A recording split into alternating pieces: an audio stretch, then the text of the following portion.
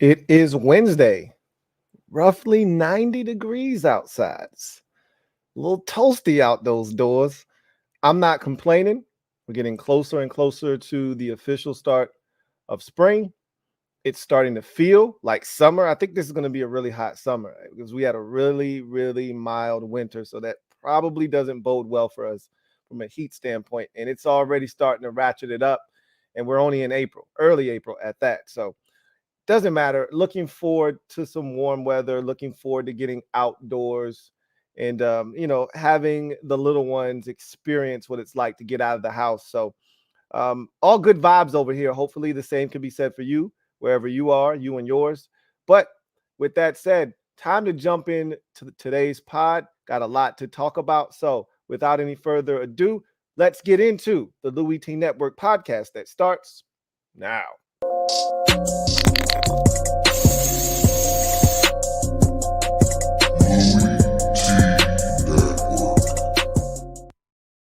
Who else could it be but me, your man, Louie T? Welcome to the 327th installment of the Louie T Network podcast. I, of course, am your set man, Louie T. Thank you for joining me. NBA basketball last night, play-in tournament got underway. Both conferences had their 7-8 matchup.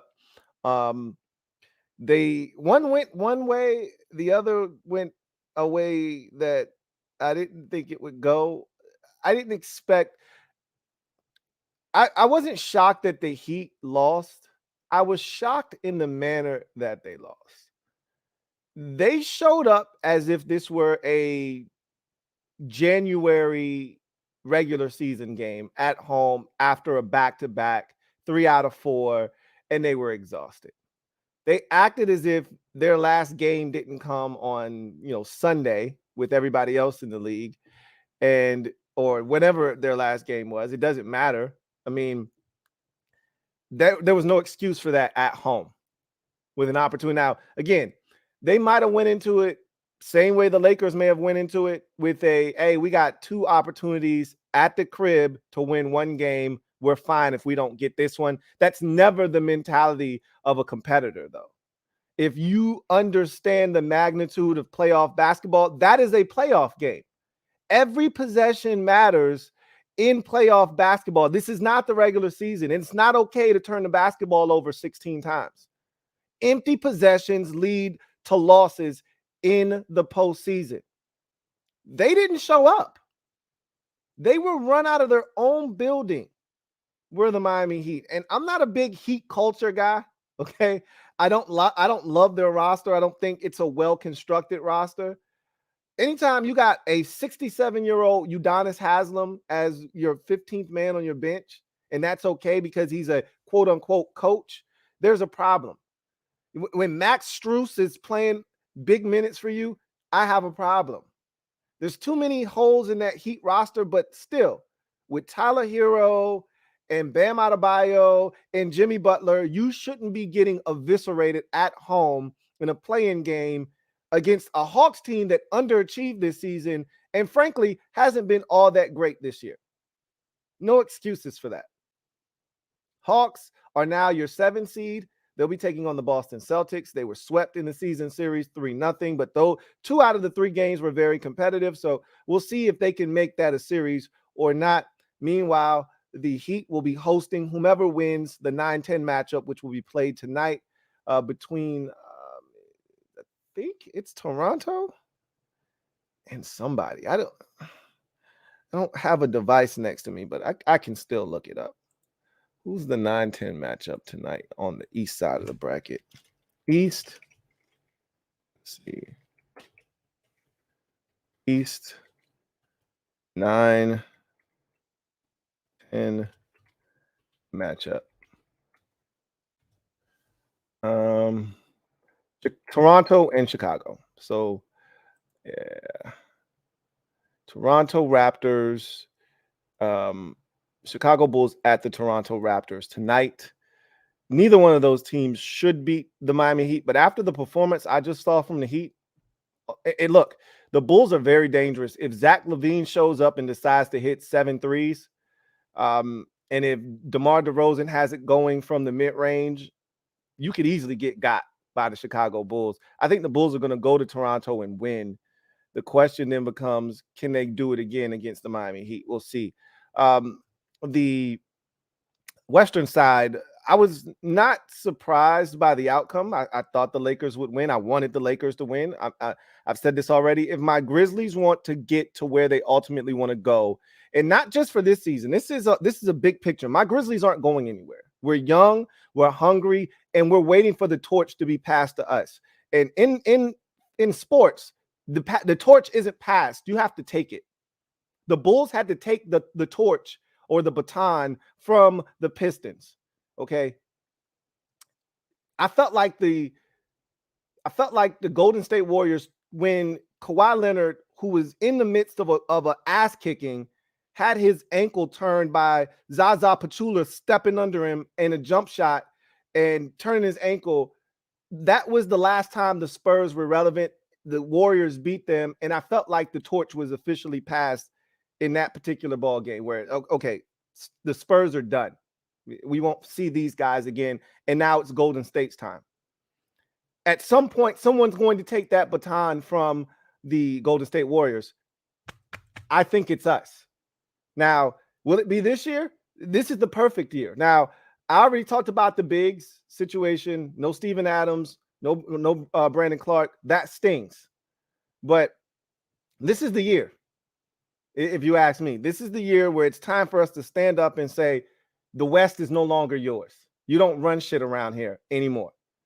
And I don't know if that means we're ultimately going. Usually when you take the torch, it means you're ready to win a championship. I don't know if we're ready to do that. I think we're ready to play in the Western Conference Finals. I don't know if we're actually ready to win a championship, especially with the injuries. But in order to do that, you got to beat good teams. You got to beat Hall of Fame players. The Lakers are standing in the way with a Hall of Fame player and another guy that is a perennial all-star, all-pro type player in Anthony Davis. I want them. I want to dispose of them, and I want to be ready and sharp for the Golden State Warriors in round two. I will say this, and I said this exact thing on the podcast on Monday. My guy JP was adamant that they were going to take care of the Timberwolves. I was as well. I said, but JP, if you want to put these boys away early, do it in a manner that lets them know tonight's not their night. I said, but you could easily allow these boys with all of their mishaps. And I was talking to my buddy and I said, I've never seen a team implode at the end of a season quite like the Minnesota Timberwolves just did. Okay.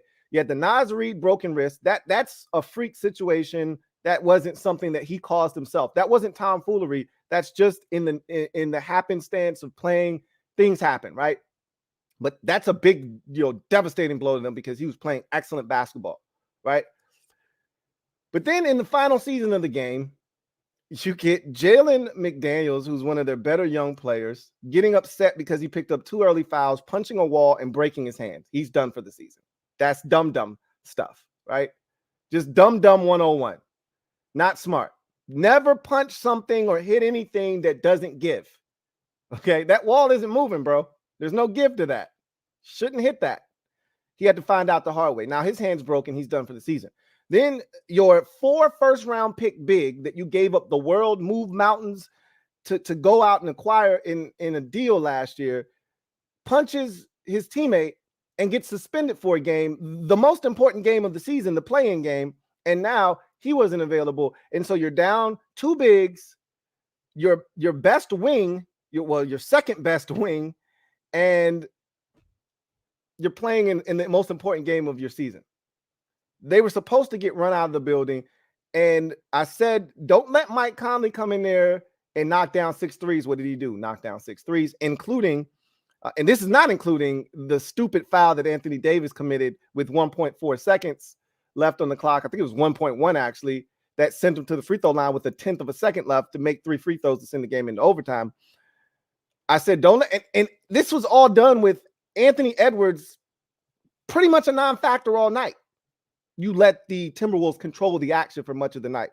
That shit wasn't good enough. I'm just going to tell you, if you come to Memphis, because we got the best home record in the league for a reason. You come to Memphis with that shit, you'll get run out of the building twice, and then all we got to do is go back to LA and get one. So They got to play better than they played in that play-in game. I don't know what the hell kind of effort that was from LA for 3 and 4/5 quarters. Okay. But they were down for double digits most of that ball game against a depleted Minnesota Timberwolves team whose best player was pretty much a non-factor. You were down double digits the entire game for the most part. If you bring that effort to Memphis, you'll get run out of the building. I assure you, you will get run out of the building. I don't expect that Lakers team to show up. I don't know what that was, but that was a playoff game, and it didn't look like they were playing in a playoff game. Much like the Heat, they looked like they were playing in a January, back-to-back game, dead tired, yeah, we'll get them next time type of performance. That's not going to be good enough against the 2-seeded Memphis Grizzlies. I'll just tell you that right now off the bat. But I expect that to be a very competitive series, but I expect to beat the Lakers. I expect to beat the Lakers. If we're healthy with the guys that we have, clearly we're not healthy, but this is the healthiest we're going to get. If we stay healthy with the guys that we have right now, we should beat the Lakers. Especially if they come to Memphis with that bullshit that they put forth last night. They got lucky that they got away with the dub. Okay. As for the Timberwolves, I don't think that was their shot. Now they're going to go home, lick their wounds, and they'll await the winner of OKC at the Pellies tonight. I think the Pellies will take care of OKC, and then I think the Pellies will go on to take care of Minnesota, and I think it's going to be the New Orleans Pelicans in that 8-hole taking on the Denver Nuggets. But we'll see. Don't count out OKC. Don't count out Shai Gilgeous-Alexander, who has had a fantastic year. He'll be an all-NBA this year. Just a matter of what team, first or second. Don't sleep on those boys. They're young. They're the youngest team right now in the NBA. They'll be the youngest team ever to make the playoffs if they are to get in. I don't think they're ready yet. I don't think they're ready yet, but we'll see. Anyway, so you got 2 games tonight. It'll start off with the Bulls at Raptors. Then it'll conclude with the OKC Thunder at the New Orleans Pelicans. So we'll see who ends up getting to that final play-in game. Should be fun. Should be fun. Anyway, I digress. Let's get to the gem dropping session today, shall we? I think we shall. Let me drop this gem on your melon. Open your mind, let your conscience be free. You're now rolling with your man, Louie T double E. Let me open you up. Get you thinking a little bit. So we had a trade yesterday. So we had a deal or a player dealt, and then we have a player requesting a trade as well. So both of those things happened yesterday. Let's start with the guy that actually got dealt. That being former 3rd overall pick in the 2020 NFL draft, cornerback Jeff Okudah. I remember that draft very vividly because that was the year Washington had the number 2 overall pick, and there was a lot of discussion about whether Washington should take Jeff Okudah. Should Washington take the Simmons kid from Clemson? Obviously, Washington, was buzzing around Chase Young. There were quarterbacks there, but none of them necessarily moved the needle enough to make the selection at 2. Obviously, hindsight is 2020. You would have taken Justin Herbert, but and who's to say we might have destroyed Justin Herbert? We might have destroyed it. We might have taken Justin Herbert and turned him into absolute ass in Washington. Who's to say? We were not a stable organization at that time, but that's nor here nor there. I just know this. I didn't want Jeff Okudah. I didn't think he stunk, but of the Ohio State corners that had come out of recent ilk, I didn't think he stacked up well with those guys. I thought he was okay, but he wasn't great. He was not Marshawn Lattimore, that's for sure. That's my favorite Ohio State corner, and he wasn't Marshawn Lattimore.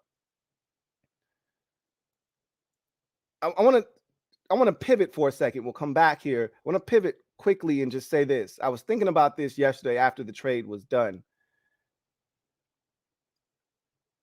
Ohio State has been claiming that they're DBU. And the only other team that has been fighting with them over that moniker is LSU. I will take an LSU DB over let me amend that. I will take an Ohio State safety over an LSU safety. But what's more important is the cornerback position. And I will take an LSU corner way before I even think about taking an Ohio State corner. And the run on corners for Ohio State of late has been pretty damn bad. It's been horrible. Okudah being the most recent to fall out of favor with the team that drafted him. But, Garyon Conley has bounced around the league, right? He was a big-time corner out of Ohio State. I want to say he was opposite of Jeff Okudah, if I'm not mistaken. I think Garyon Conley's played on at least 3 NFL teams already in just 4 years. You had the kid that we talked about the other day that the Raiders took prematurely in the first round that ended up getting cut for activity on social media. I forgot his name. He wasn't all that great anyway. And now you got Jeff Okudah, who flamed out in Detroit. And what's crazy is last year was probably his best year of his career. And that's not saying much. He hadn't really been healthy the other years of his career, but they traded him after just being disappointed in what he ended up not being. When you draft a guy 3rd overall, you expect more out of him, and they just didn't get it from him. And so the Atlanta Falcons traded a 5th-round pick in this upcoming year's draft in exchange for Jeff Okudah. And so the Falcons will give him an opportunity to hit the reset button, see if he can't resurrect his career. A talent like Jeff Okudah, and I'm not telling you he's talentless, a talent like Jeff Okudah, he may just need a change of scenery. We've seen young players in this league go elsewhere and resurrect their career. It won't be the first time it's happened, and it won't be the last if Okudah is able to do that in Atlanta. But it just wasn't working in Detroit. And they already needed cornerback help, and they went out and got a guy in free agency from the Steelers, Cam Sutton. So they already needed cornerback help. They addressed it a bit in free agency.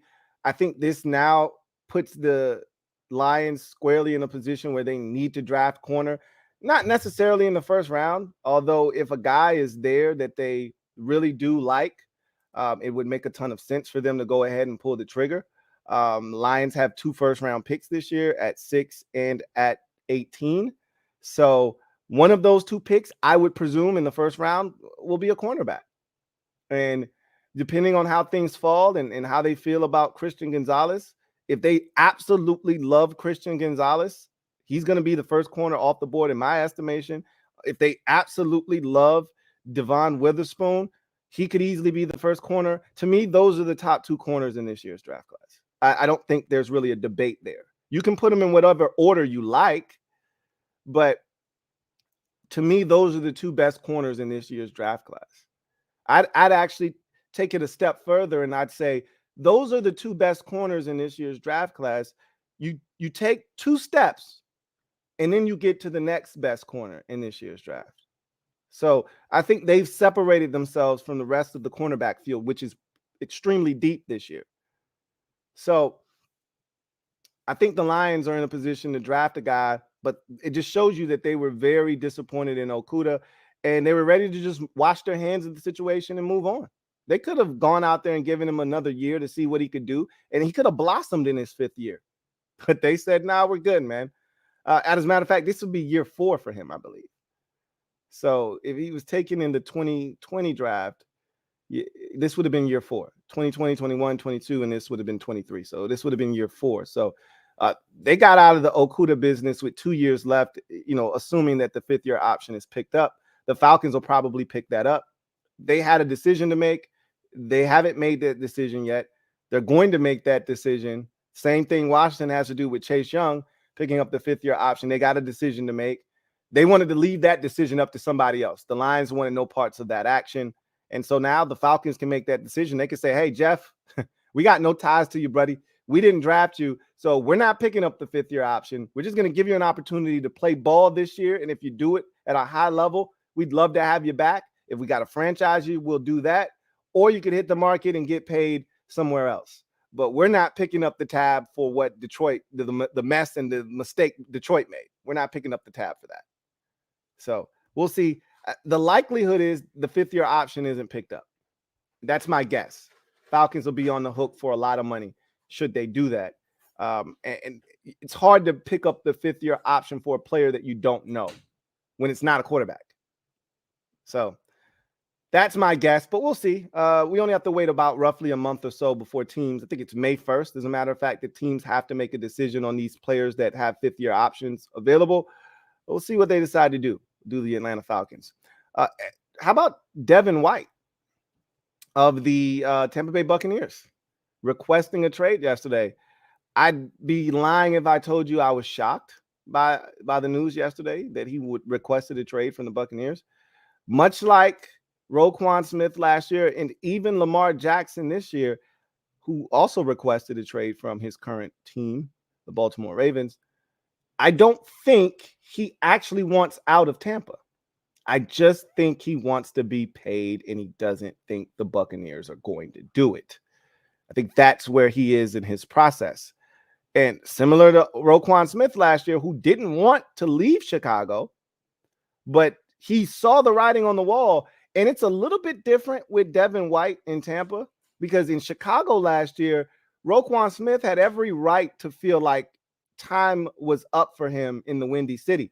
You had a new GM who did not draft him. You had a new head coach who didn't know him, and they weren't showing him the type of respect that a guy that has been an all-pro in the league should be getting.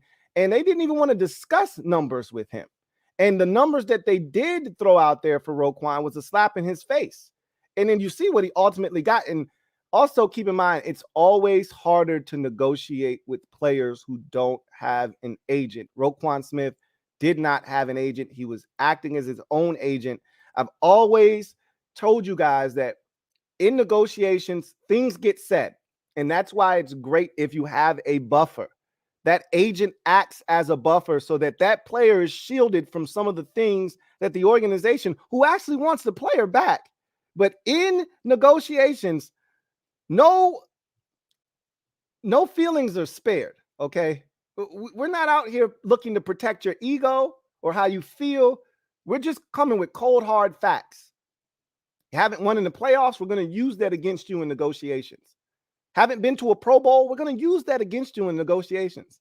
You've never been an all-pro player in the league, but you want all-pro money, we're going to use that against you in negotiations, okay? So players don't want to hear that. They get in their feelings. And when you're negotiating specifically with the player, directly with the player, things have to be said, and that's how players start to get in their feelings, right? So it went sideways last year with Roquan Smith, and ultimately cooler heads prevailed because he realized, I'm not going to get anywhere by holding out. Can't really hold out anyway. The new CBA doesn't allow it. So he showed up for camp, didn't participate for the first week or so. Then he said, you know what, to hell with this. I'm just going to play and let the chips fall where they may. He ultimately gets traded before the trade deadline, and he's now a Raven. He goes there, plays well. They saw enough. They gave him a 5-year, $100 million deal. I think we're heading for a similar destination with Devin White. Now, the big difference is the guy that drafted him is still the GM. The coach that he won a Super Bowl with is still there and now is the head coach, not the defensive coordinator. Essentially what I'm saying is the people that loved him when he was coming out of LSU are still there and they still love him. Maybe they love him a little bit less after seeing some of the things that they saw last year. Now, keep in mind, a lot of teams are out here thirsty in these streets, man. I can tell you as a Washington Commanders fan, a lot of the fan base hungry, man, thirsty in these streets. They're salivating for a guy like Devin White. And I know a number of other teams who would also love to get their hands on Devin White. and wouldn't hesitate at an opportunity to do so. However, as I mentioned yesterday to Washington fans, there are some questions about his desire, and he was a little perturbed when he was called out by a Hall of Fame player in Warren Sapp, who turned on the film, took to social media to call out Devin White, said, "Give me back my C off your chest." Okay. This is not a captain's performance that I'm watching. And he singled him out in that loss on a Monday night. And that was the game in question where a lot of people had an issue with Devin White's motor. They questioned his desire in that ball game against the Ravens, a very winnable ball game. He did not give 100%. Now, maybe that's not who he is from a football character standpoint, but anytime that's being questioned, I have a problem with that. He wants to be paid like one of the best in football, which when he's on his game, he is. But when is he on his game? I need that to be all the time. And I think that's why the Bucs are hesitant. If they were getting the Devin White that we've seen more times than not, flash on a football field, where when I say flash, I mean literally he looks like the Flash because he's the fastest guy on the field at that current time, flying around sideline to sideline, making impact plays. If they're getting that guy consistently, they probably would have already put a deal in front of him that made a lot of sense for both sides. But linebacker is one of those weird positions that doesn't really get paid. You've got to be one of the rare breeds in the league, which he is, which is why he's frustrated. And you get it from his standpoint, but you also get it from the Bucs. There is a bit of pause after seeing some of the things you saw last year. He was not as mature as you thought he was. This guy came into the league, said all the right things, did all the right things, and earned that captain C on his chest, only to then be questioned about his motor, his desire, and his will to go out and help his team making smart football decisions. He wasn't doing that last year at all times. And so there's a bit of a disconnect in Tampa. Ultimately, the Bucs aren't interested in trading him at the moment, but as I've said, everybody's got a price. Okay? Everybody, a wise man once told me, everybody's got a price. And I think Devin White has a price for the Buccaneers. If someone were to meet that price, I think he could be had. Now, they're not actively shopping him. That's the difference. He requested a trade. I don't think they're going to trade him. I do think they will be listening on draft night, though. I do think they'll be listening on draft night. And if someone calls with a deal that makes a ton of sense, and they feel like they're in a position to draft a guy that they really like to replace him, they'll do it. But Devin Whites don't grow on trees. I've already said this. I mean, when he's locked in and he's engaged and he's playing Devin White football, there isn't another linebacker in the league that can match his athletic exploits and what he's capable of doing on a football field. So the Bucs don't want to part with him. He just wants to be paid. It's really simple. If the Bucs show him the money, there's no issues. He's not demanding out of Tampa because he's sick of the organization and he doesn't want to play for them anymore. He just wants to be paid. Said the same thing about Lamar. Lamar has no problems putting on a Baltimore Ravens helmet and uniform for the next 10 years. He just wants to be paid. He'll be putting it on whether he wants to or not in 2023, will Lamar Jackson. But he doesn't mind playing with the Ravens. He loves Baltimore. They've adopted him as a son. He's done great work in the community. He just wants to be paid. Same thing with Devin White. I've seen a number of fan bases jump up and say, "Hey, you don't want him? I'll take him." Steelers fan base, they love themselves some linebackers. They'd love to get a guy like. Remember, they took the wrong Devin. Now they didn't have a choice, but they traded up to get the other Devin. That was the draft with the two Devins, if you recall. Devin Bush, Devin White. Bucs took Devin White in the top 10, And the Steelers traded up to number 10 with the Broncos to take Devin Bush. That didn't work out all that well. He's no longer a member of the Pittsburgh Steelers. He didn't even make it to the end of that rookie deal. They didn't pick up the 5th-year option, so he's now in Seattle. So they would love to resurrect that situation and get the right Devin years later if they could. So there are a number of teams out there that say, hey, if you don't want him, I'll take him. The Eagles could use a linebacker. I've already stated this. That is my worst fear, is that Howie Roseman says, we don't need number 30. We'll take Devin White. That would be extremely, extremely disappointing. And Howie, we've seen him pull off some crazy deals where you just go, how the hell did that happen? I don't know, but my money is on Devin White starting the year as a Buccaneer, but not finishing the season as a Buccaneer. That's my guess. We'll see if it turns out the way that the Roquan Smith situation did. Let's see if cooler heads prevail. And if he just plays out the year, they slap the franchise tag on him and try to work out a long-term deal with him. He may be setting himself up for a massive season this year in which he bounces back, plays at an all-pro level, and maximizes his full contractual potential. Who's to say? Anyway, I digress. Let's get to social media maneuvers. Y'all know what it is. I'm a midday marauder. And for those of you out there that don't know how this works, use the hashtag LouieTLive to have your comment read on the air if it is pertinent. And this is pretty much no holds bars. Everything goes. Nothing's out of bounds for the most part. And so if you want your comment read, you want to have a discussion about something, anything, use the hashtag LouieTLive. And again, if it's pertinent, if time permits, we'll have a discussion surrounding that topic. If you want to ensure that your comment is read, you want to jump straight to the front of the line. Super chats are the way to do that. So with that said, I've got a super here from my guy, JP.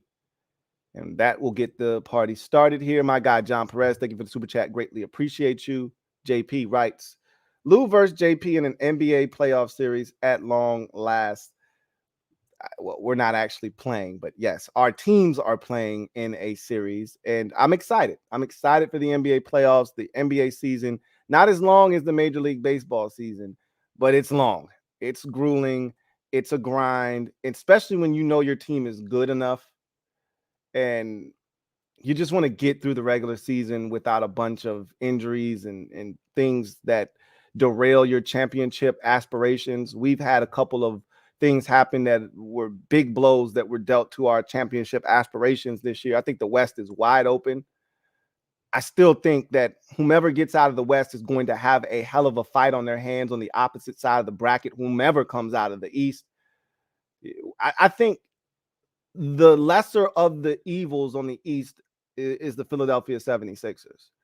If they somehow make it out of the East, I think then the team that comes out of the West will win it all. But if it's Milwaukee or Boston, which I presume it will be at the end of the day, good luck with that. Okay. Boston got a taste of what it's like to make it to the chip last year. They're hungry and they're ready. Milwaukee won it the year before, so they know what it's like and they know what it takes. Those two are going to be tough to deal with. Milwaukee had the best record in all of basketball this year. I imagine it's going to be a dogfight, whomever comes out of the West. But the West is wide open, and I'm looking forward to starting that journey here in the first round against your Los Angeles Lakers. So, yes, it should be fun. Just Andre said Denzel Ward. Denzel Ward, I'm actually not the biggest Denzel Ward fan, but he's a really good corner, though. And he's shown that in the league already. But add him to the list of guys out of Ohio State that have been successful. There are more guys that have failed from Ohio State than have been successful in the league over let's call it the last 10 years. Okay. More guys have been successful out of LSU than Ohio State in the last 10 years.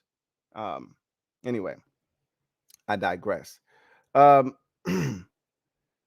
another super chat. This one is from B Hat. Thank you for the super chat. Greatly appreciate you. B Hat writes, any MLB in this draft you would want Washington to take in either of the first 2 rounds of the drafts? Middle linebackers, I mean, there's some solid ones. Again, it really just depends on how the board falls. I think Washington's more pressing needs are corner and offensive line. And if you're going best player available, I don't think a linebacker falls into that category in either one of the first 2 rounds.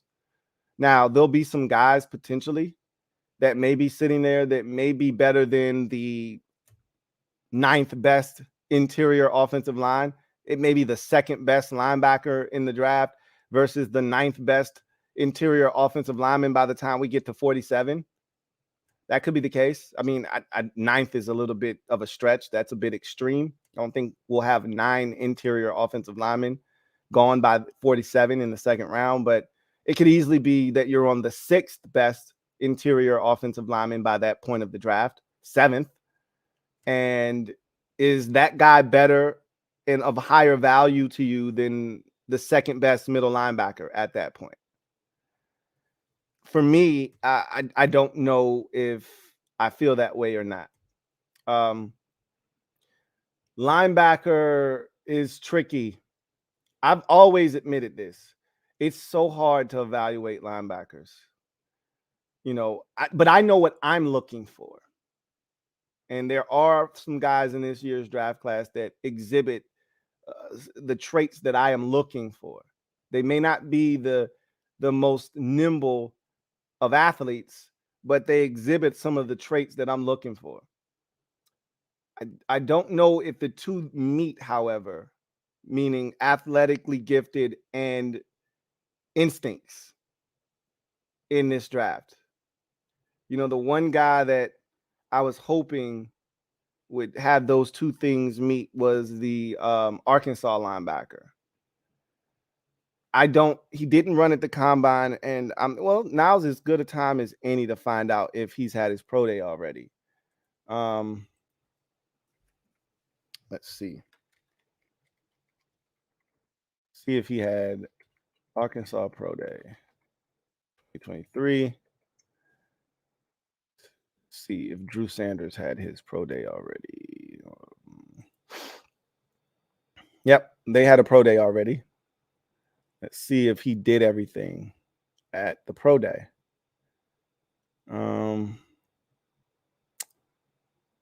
Drew Sanders. That's actually not bad. 6'4", 230, 37-inch vert, 4.59, 40-yard dash. He'd be the guy. Drew Sanders is the guy that I really, really like in this draft. Former Alabama Crimson Tide linebacker, transferred over to Arkansas and lit it up. And so with a 4.59, that's plenty fast for what I'm looking for. And he's got the instincts. He triggers downhill. He's aggressive. He's got a temperament. He's got everything that I'm looking for at the linebacker position. So Drew Sanders would be the guy for me. I know a lot of people like Jack Campbell. I'm a Drew Sanders guy. Personally, I think he's going to be gone by 47, though. Personally, I think he will be gone by then. So he'd be the only guy I'd be willing to spend 47 on.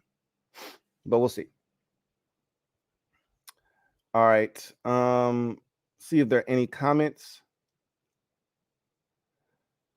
here to read. Just Andre writes, the Commanders should have traded for him, especially for a 5th. Terry and Chase was teammates with him. Plus, going against those receivers would help him. Again, this is a deep cornerback draft class. So why would you trade away a draft asset for a player that you then have to make a decision on to pick up the 5th-year option if you do pick up the 5th-year option and you decide to pay him, so Chase Young's 5th-year option is $17.4 million, I believe, something like that, 17.4, 17.2. Let's just call it $17 million. Jeff Okudah was the very next pick after Chase Young. So the assumption is that has to be every bit of $15 million, that 5th-year option for Jeff Okudah. You trade a 5th-round pick for him. Are you willing to spend $15 million on a guy that just got to your football team? Or are you going to trade a 5th-round pick for a guy that's going to play for you for 1 year, and then you're going to have to pay him if you don't pick up the 5th-year option? Or are you going to just take that 5th-round pick and spend it on a player that you get a 4-year contract for, that you won't even pay remotely close to $15 million over the span of 4 years? And I'm not saying you're going to get a starting caliber corner in the 5th round, which is why you give up a 5th rounder. But who's to say you don't get a starting player? It doesn't even have to be a corner to replace the guy you just traded for. You know, could be a different position. You could get a guard or a center that ends up being a 3 or 4 year starter for you for $3 million total over 4 years. And that's what teams have to weigh, right? I wasn't interested in Jeff Okudah for a 5th-round pick. Too many moving parts there. One, he's been injured the first 3 years of his career. For the most part, he's been banged up in every single one of those years. 2 of those years, he barely even played. Inconsistent when he did play. And then you got a decision to make on a 5th-year option. You don't pick it up. If he's really good this year, then you don't want to let him walk, but you're probably going to have to let him walk. If you don't let him walk, then you got to pay him. Why not just draft a guy in the 1st or 2nd round and roll the dice there with the deep cornerback draft class? That to me, that doesn't make a ton of sense unless you're in a position financially, which the Falcons are. They're not paying a quarterback, which allows them to make a move like this, and they could pick up the 5th-year option with no issues. They're not paying a quarterback.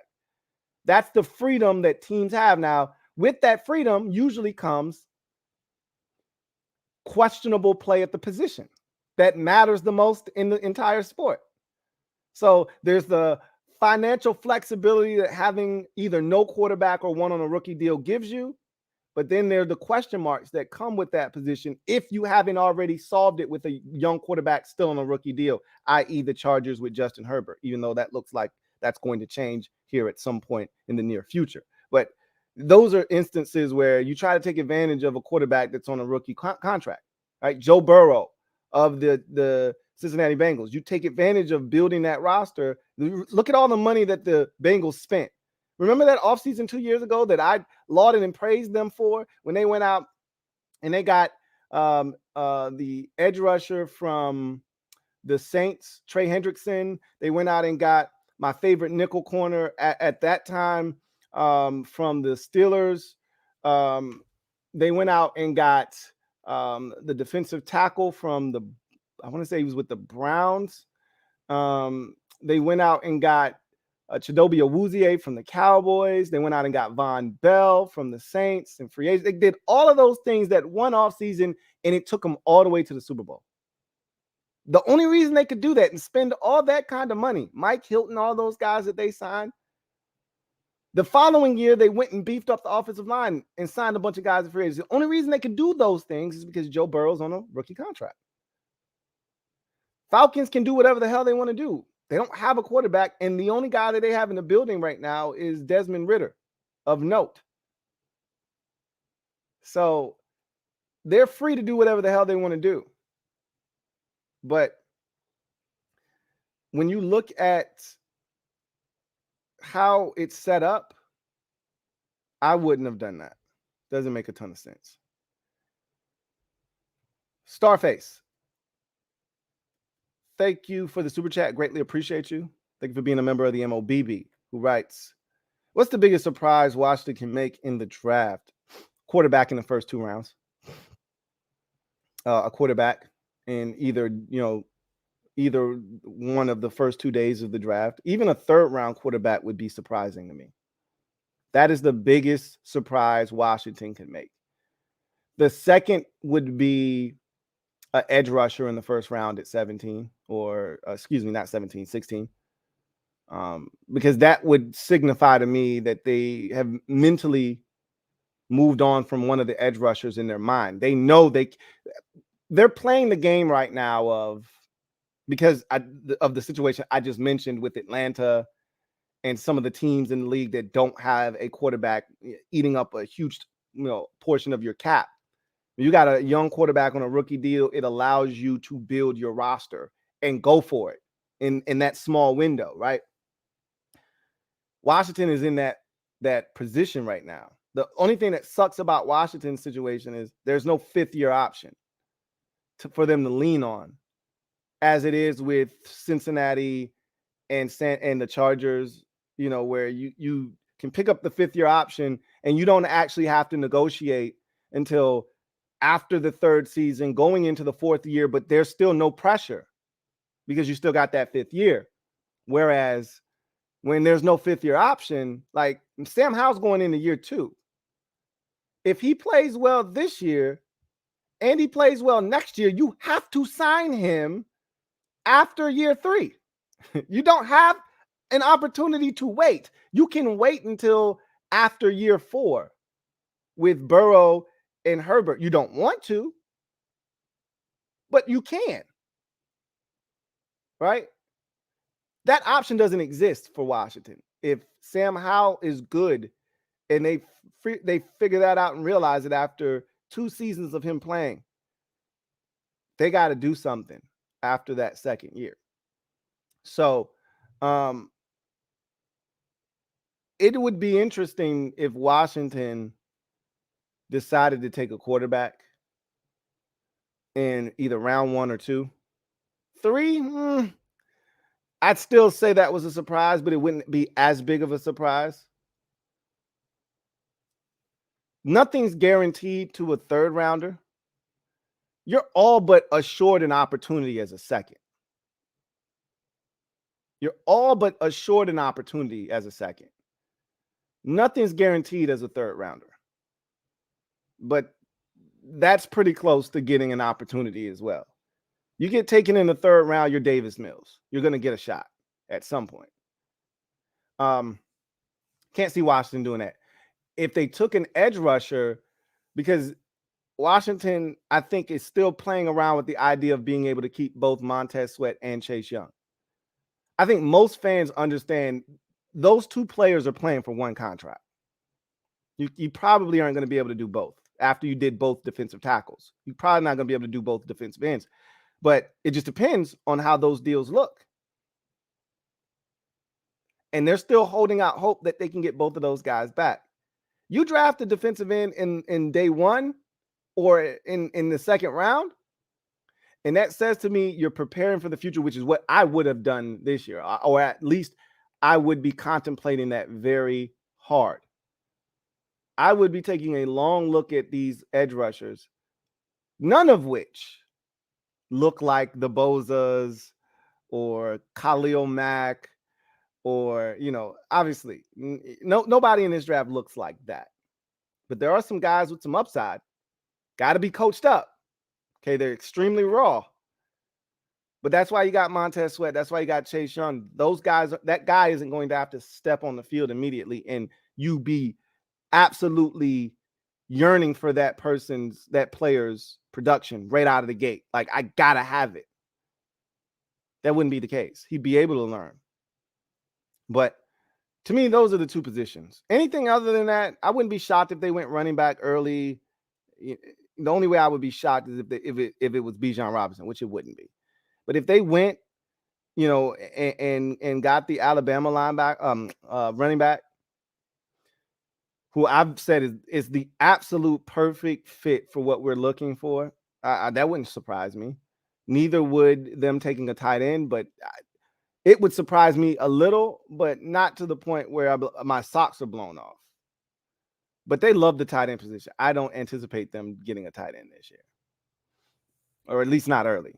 So anyway, the biggest splash Washington can make, to me, would be drafting a quarterback in the first 2 rounds. Let's see. Where did we leave off from a hashtag standpoint? Right here. Just Andre writes, how wide did you become a Grizzlies, Braves, Notre Dame, and Duke fan? It's really simple. I could get into specifics about each team, but it really just boils down to they were the first teams that I saw growing up. Braves had a station, TBS, owned by Ted Turner. They were on all the time. I saw the Braves, fell in love with them. Notre Dame Fighting Irish had a contract with NBC. They've been on NBC for as long as I can remember. They were the first college football team I saw, fell in love with them.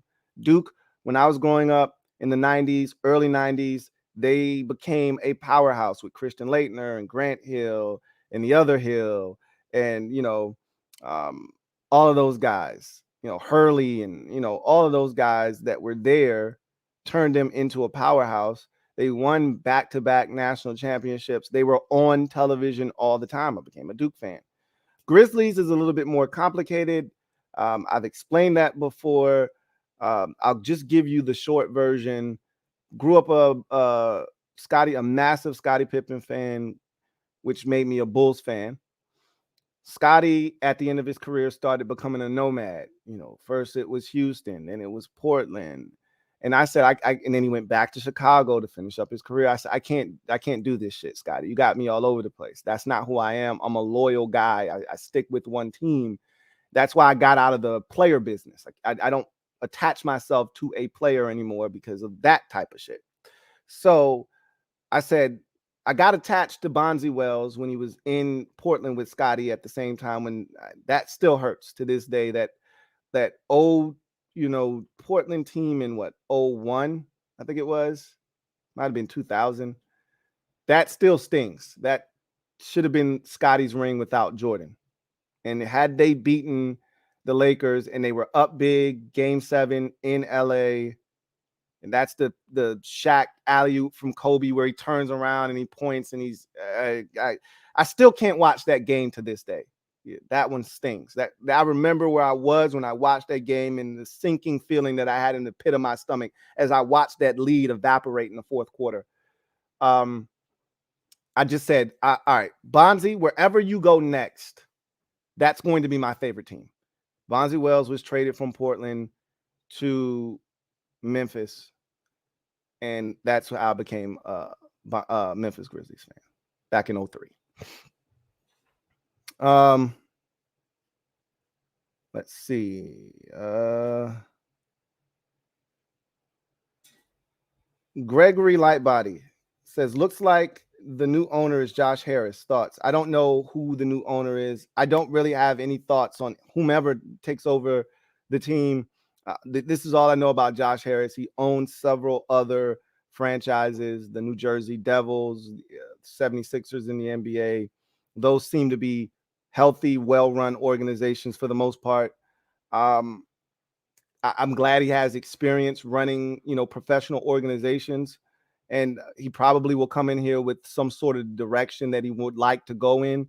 But outside of that, I honestly don't give a damn. I just want somebody else in here, brand spanking new. I really wasn't excited about the Canadian guy, though. Like, he seemed really, like it seemed oddballish. And he seemed to come out of nowhere. And I don't know if I was really on board with him per se. But Harris is from the DMV area. That, I guess, that counts for something. I don't know if that's a good or a bad thing. Daniel Snyder was a fan of the team. We saw how that turned out. At the end of the day, I think he'll have the team's best interest at heart. I've listened to Josh Harris speak, and everything he said out of his mouth sounded good to me. Talked about being a people person, and the most important thing about building a successful corporation, organization, et cetera, are the people. And you have to put good people in place in order to have success. All that stuff sounds good to me. And we'll see if he ultimately ends up being the new owner of this team. And if he does, if he ultimately executes the way that he said that he would. So we'll see what happens. Got a super chat here from LT. Thank you for the super chat. Greatly appreciate you. My guy LT writes, getting the feeling Washington defense is going to make Sam look bad. There's nothing that Washington's defense can do to make Sam look bad. If the defense, I told you, I worry about our defense. I'm not as confident in our defense as some people are out there because Jack didn't do anything extravagant last year. I thought we win again. I told you I expected, and I said this about the entire division in the NFC East. We're going to be good because we're playing bad teams around the league. And what happened? We played bad teams, and the division took advantage of that. And I said, I expect our defense to look more like the 2020 defense than the 2021 defense when we actually played really good quarterbacks. And what did the defense look like? It looked like more of the 2020 defense than the 2021 defense. That was expected because we were playing against Sam Ehlinger. We were playing against Justin Fields. We were playing against, teams like that. Davis Mills, Marcus Mariota. These were the quarterbacks that we were getting a chance to sink our teeth into. Trevor Lawrence before he actually got his footing in week 1. We got lucky we got Trevor Lawrence in week 1. We don't beat them in week 11. So I was excited about the opportunity, and they took advantage of it. I don't know if they'll be able to do that again. This year, there'll be much better quarterbacks. At least we think. Again, you could get to the Dolphins in week 9 and Tua could not be playing, right? Who's to say what they'll look like when we get to them? Who knows what the Patriots quarterback situation will be when we get to them? But you're playing Josh Allen. You do know that. So you know it's going to be much tougher sledding with the teams you'll be playing in the NFC as well. So we'll see how all of that stuff shakes out. We'll see. But Sam Howell has a job to do on offense, regardless of what the defense is doing. So we'll see what happens. I think Sam's going to be fine, just fine. It'd be nice if the defense helped him out. Some short fields, some easy scoring opportunities, not having to feel the pressure of having to outscore the opposition. It'd be nice if the defense helped, but can't be assured of that. So, Reedy Davis, thank you for the super chat. Greatly appreciate you. Reedy Davis writes, what up, Lou? What up, Reedy? Where can I get NHO hats? Still think we should trade back and add an extra few. So trading back is definitely on the table. And I think they're going to explore all options again, just like last year. Remember, I told you if Drake London were on the board at 11, Washington wasn't going to trade out of that pick. He was the one guy that they were going to stand pat at 11 for. Once the Falcons took him at 8, they started working the phones and looked for a way to get out of that selection. So I think they're in a similar spot this year where they're surveying the lay of the land. They're going to be looking and seeing. They've probably got 3 or 4 guys in mind at 16 that they say to themselves, if this guy is here, we're not moving. We're going to take him. If those 4 guys aren't there, they're going to probably try to move back. I see that as an option. Now, remember, last year there was a bit of desperation because there was no 3rd round selection. That was already given up to the Colts. There might have been a level of desperation this year had that compensatory pick for Brandon Sheriff leaving in free agency last year not kicked in. We would not have had a 3rd round pick this year either. That would have been also going to the Indianapolis Colts. But because we got the compensatory pick, I think it takes away the need for Washington to feel the pressure of having to trade back to pick up more picks. So I could see them standing pat at 16 and making a selection. But trust and believe that moving back and picking up selections is definitely on the board. It's definitely something that they're going to entertain. As far as where you can get the NHO hats, If one of the mods are out there, please drop the link in the comment section. But what I'll also do is the link is already in the description. If you go to the description of this video that you're watching right now, and every single video that I post, whether it's live or it's an upload, in the description you will find the link to the website where you can buy the hats or any of the merch. But I will also in the comment section of this video put the link in there, and I'll tab it at the top. So I'll do that as well. But you can get it on the printchamps.com website / collections, I think dash Louis T. It's something like that. But it's down in the description right now. And if any of the mods are out there, drop the link in there for me, please. Thank you for the support. See if we have any more hashtags. I think we got one or two more that we can knock out before we move on to HHC Lunar says, going to do a mock draft this year? I do a mock draft every year. Absolutely, I am. It'll be out. So the Washington mock draft will be out this Friday.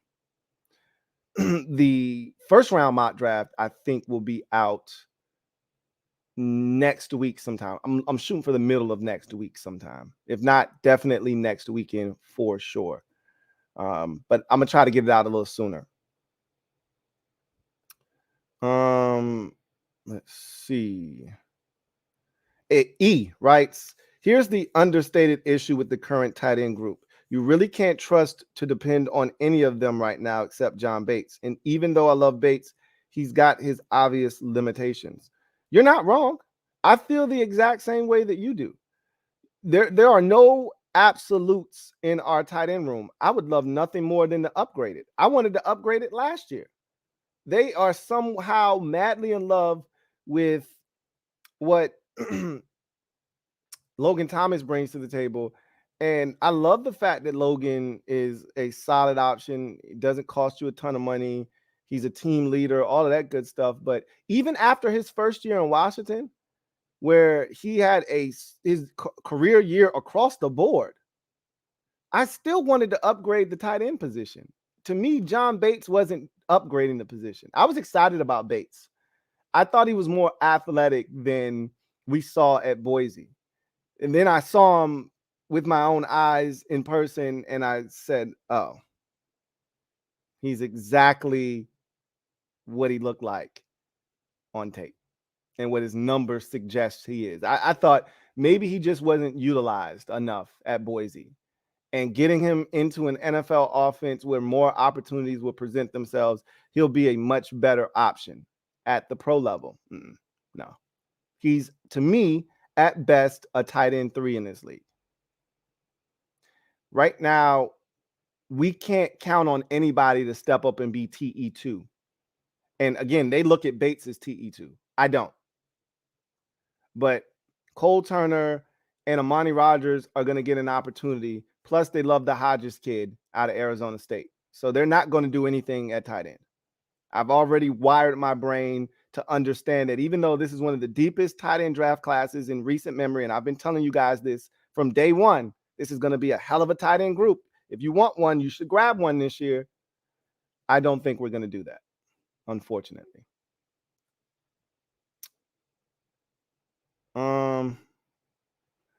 Andrew Bug says, I'm hoping Magic Johnson wins the bid, and he's a part of the Josh Harris group. So we'll see what happens. Andre Bug says, your thoughts on Barkley not signing the tag? That's not a surprise. I tell you, I've told you guys this all the time. And I've said this multiple times regarding Lamar this offseason as well. He's not going to sign his tag either. If you're a veteran player, which you are if you're on a franchise tag, because that means your rookie contract is up, or any contract for that matter is up, and they slap a franchise tag on you, you're not looking to be around for all of the extra activities that go on throughout the course of the offseason. The least you feel like you should be able to do if they're going to slap the franchise tag on you is at least not be there for, weight training program, which starts next week for most teams, or, OTAs, organized team activities, mini camps. I don't want to participate in none of that shit, especially if you've done it and it's not a new it's not a new regime. Like last year would not have been an ideal year for Saquon Barkley to miss OTAs and minis and things like that, because you had a new GM, you had a new coach, you're looking to make a great impression. However, you don't even know the playbook. So it'd be nice to get your hands on that, kind of see what the install looks like and kind of get comfortable. That's not the case this year. Know the playbook, know the coaching staff. Y'all want to franchise tag me, that's cool, but I'm not going to be there for none of that. The only way you can ensure that you're not there for that is by not signing your franchise tag. So, figured that he wouldn't sign the franchise tag. Makes a ton of sense. So, with that said, that's the final comment that we have. Let's get to the final segment of the show, and garbage time. So, shout out to my girl, Miss Perry, for the link. So, Reedy Davis, you asked for the link.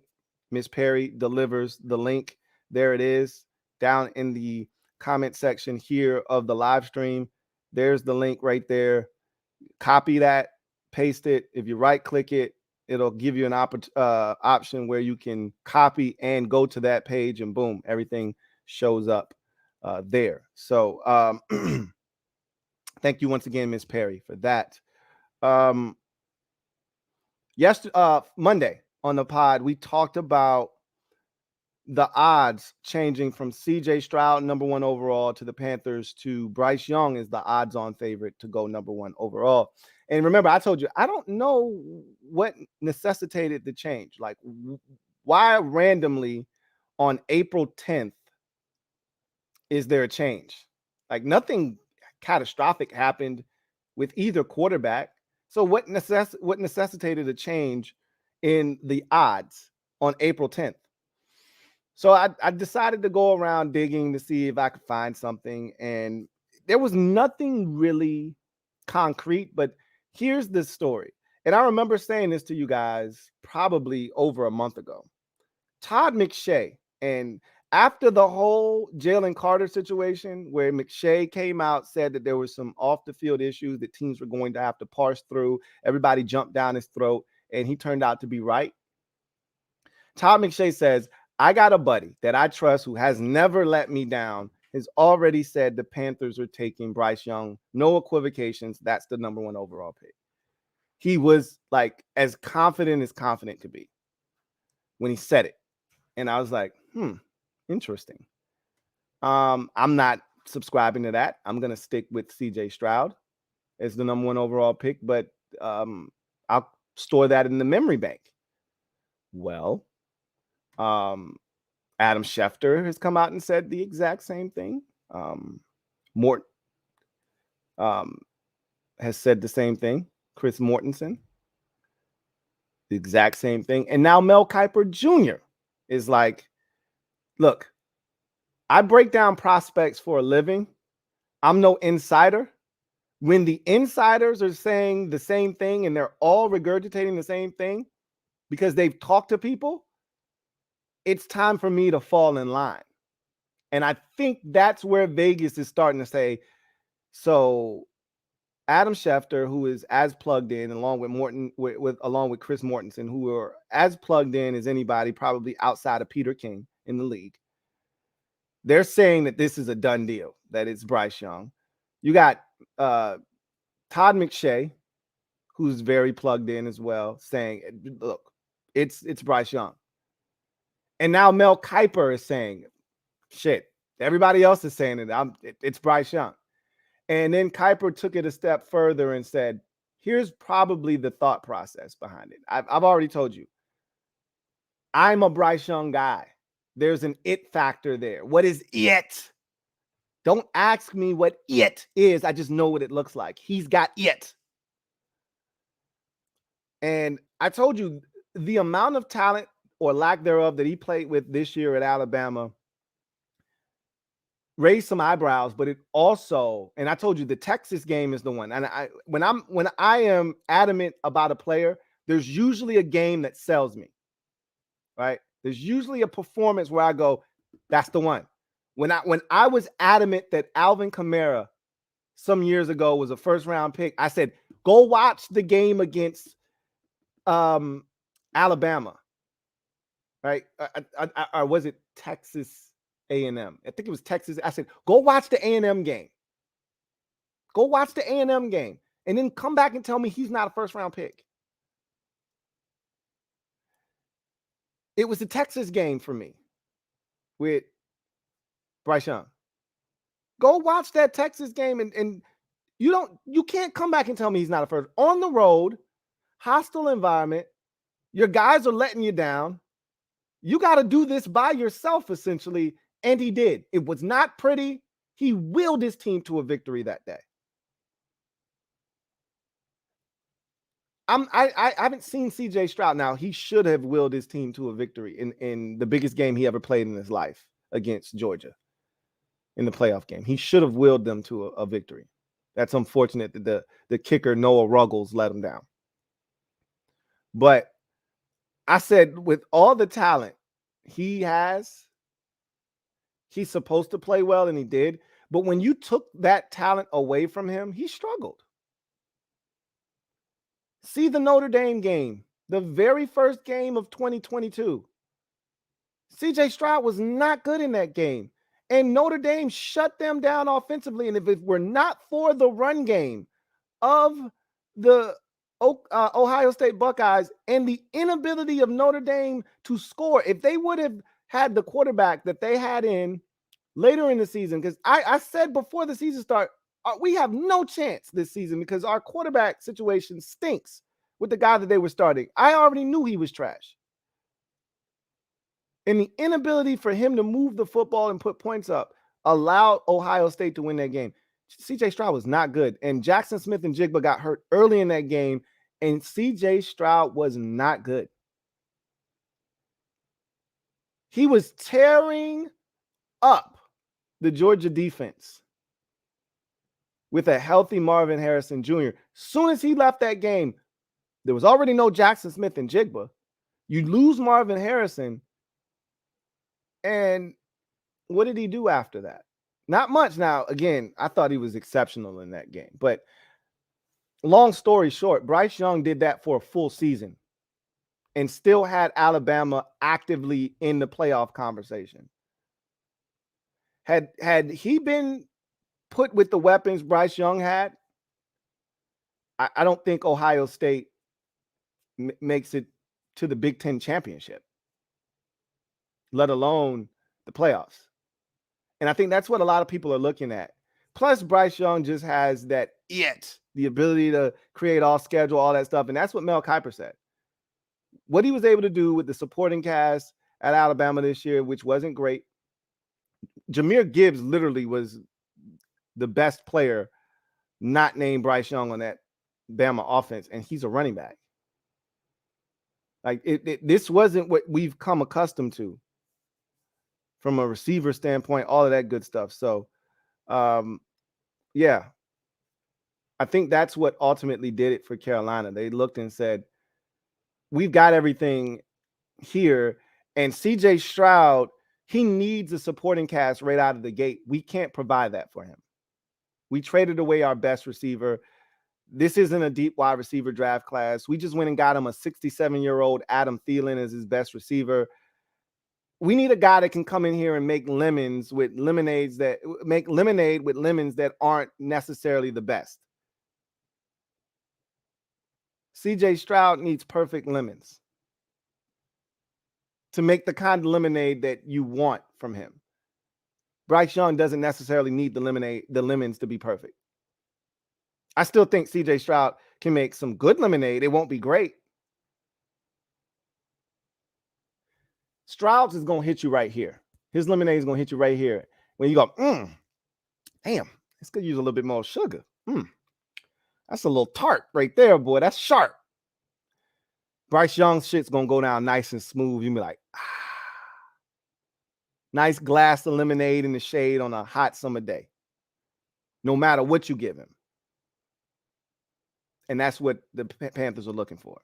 So anyway, I digress. That's going to do it for me, your man Louie T, here on the 327th installment of the Louie T Network podcast. I thank you guys for joining me. Look forward to chopping it up with you on Friday. We'll be back. We'll know the two teams, or the four teams rather, in the finals of the play-in, and those teams will be squaring off on Friday night. We'll talk about that. We'll talk about any other NFL topics that arise, and we'll head into the weekend. If you're a Washington Commanders fan, I will see you tomorrow night live for the Command Post. For the rest of you, see you on Friday. That sound good? Sounds good to me. So until then, you guys take care. Have a good one. God bless, and good night.